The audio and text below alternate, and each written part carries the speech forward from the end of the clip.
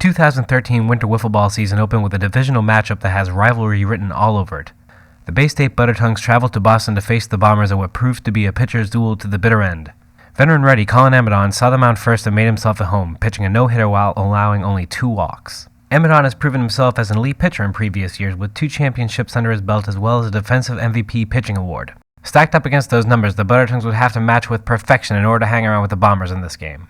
Newcomer and early candidate for Rookie of the Year, Nick O'Keefe provided just that. O'Keefe completed the game through extra innings, allowing no hits and just 2 walks. The Buttertongues' best chance to take the game came in the 6th inning when General Manager Colin Amadon took a gamble and pulled himself from the game in order to preserve his inning count for future matchups.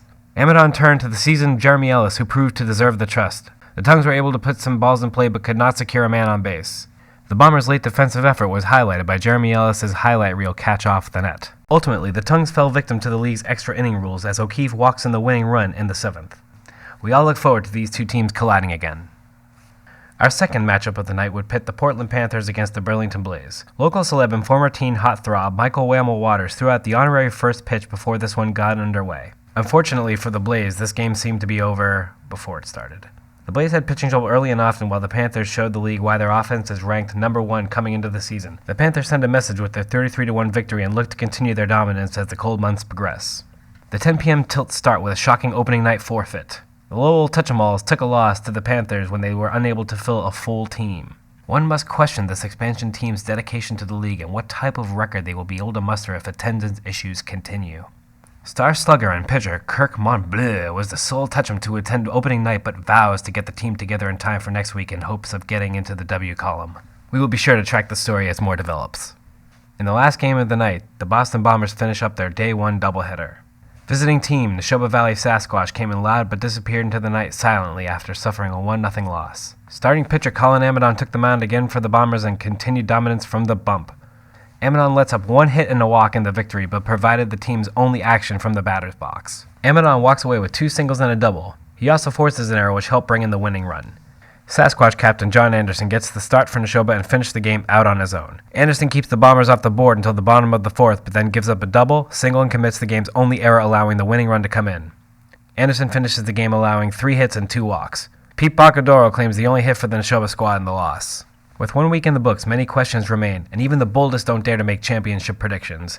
It is, however, clear that dominating pitching will play a major role in the 2013 Winter Whiffs. After 1 week of play, analyst Tony Regata provides his 2013 draft ratings. In the Bones division, the Bay State Buttertongues earn an A. With GM Matt Mullen recovering from an elbow injury, the Buttertongues put their first game of the season in Nick O'Keefe's hands. While the Buttertongues record a loss, their GM has to view this game as a victory with O'Keefe's no-hitter performance on the bump. Jeff Albers, who went in at number 10, is making contact at the plate and should provide great fielding with his height and long stride. GM Colin Amadon used his number 1 overall pick on a sure thing in the league. Veteran Jeremy Ellis. Amadon, too, must be pleased with his pick as Ellis stepped in as relief in extra innings to help secure the Bombers' first win of the season. With the Bombers standing 2-0 in the season, there is little to question in their drafting performance.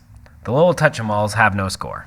Being the only handmade team in the league, the Lowell squad receives no draft rating, but an early forfeit brings question of the player's dedication and availability.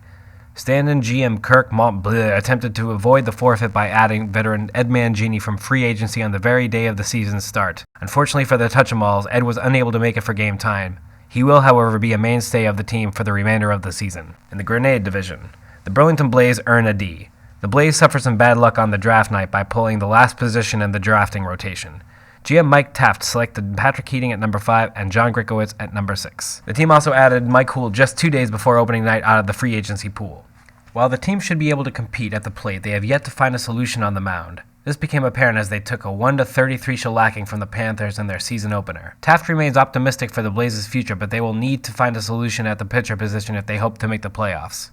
The Neshoba Valley Sasquatch earn a C. Squash GM John Anderson made a risky and some would say foolish move by selecting Brian Powers as the 3rd overall pick. Powers looks to be the Sasquatch's best offensive weapon but will be leaving the league in February, far before completion of the season. With this in mind, Anderson also picked up Dave O'Grady from free agency. Dave figures to act as the Squatch's number 2 pitcher and has a solid swing at the plate. Pete Bocadoro was Neshoba's 2nd round pick at 8th overall. Pete provided the Squatch's only hit in the opener and should continue to help out in the batter's box.